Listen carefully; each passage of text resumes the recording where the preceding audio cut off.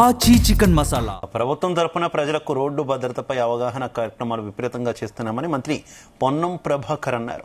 ప్రమాదాలకు కారణమైన పాయింట్లను గుర్తించి మళ్లీ పునరావృతం కాకుండా చర్యలు తీసుకుంటున్నామని తెలిపారు. రోడ్ల భద్రతపై పిల్లలకు పాఠ్య సంఘాలు చేరుస్తామన్నారు. ఇక ఆర్టీసీలో రోజు 35 లక్షల కిలోమీటర్లు తిరిగినా ప్రమాదాలు చాలా తక్కువగా జరుగుతున్నాయన్నారు.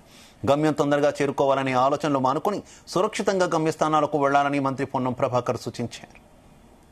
సరిగా పనిచేయకపోవడమో తీసుకుని బుద్ధి అనేక యాక్సిడెంట్ చనిపోతారు. రోడ్ డివైడర్ ఒక కారణం కావచ్చు. ఏదేమైనా అందరికీ తెలిసి ఇవన్నీ మనం నిజ జీవితాలు అన్ని చూస్తా ఉన్నాం.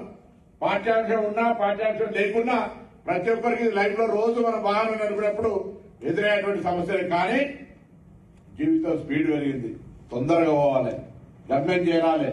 ఆ గమ్యం చేరే దాంట్లో కొన్ని ఆటంకం కలిగితే చాలా ఇబ్బందికరమైన పరిస్థితి. కాబట్టి అందరినీ మరొకసారి కోరుతా ఉన్నాం. ఈ వేదిక ద్వారా పెద్దలకు తెలుసు, ఈ వేదిక ఒక రవాణా శాఖ, పోలీస్ శాఖ, అందరూ జిల్లా కలెక్టర్ అందరూ కూడా ఒక కార్యక్రమం, ఒక సమాచారం, ఒక అవగాహన కార్యక్రమం తీసుకొని వస్తారు.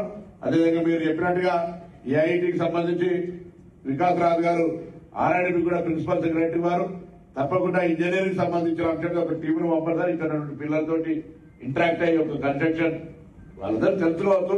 కానీ ఎప్పుడు కూడా ఇన్నోవేటివ్ ఇన్వెస్టిగేషన్ టైప్లో కొంత ఇన్నోవేటివ్ గా మారినట్టయితే దాన్ని మనం అడాప్షన్ చేసుకుంటే తప్పలేదు. కాబట్టి భవిష్యత్తులో ఆ విధమైనటువంటి తప్పకుండా ఐఐటి కల్సీకి సంబంధించిన వాళ్ళని ఎంకరేజ్మెంట్ చేసేది కానీ మిగతా తీసుకుంటాం. సో పరిస్థితి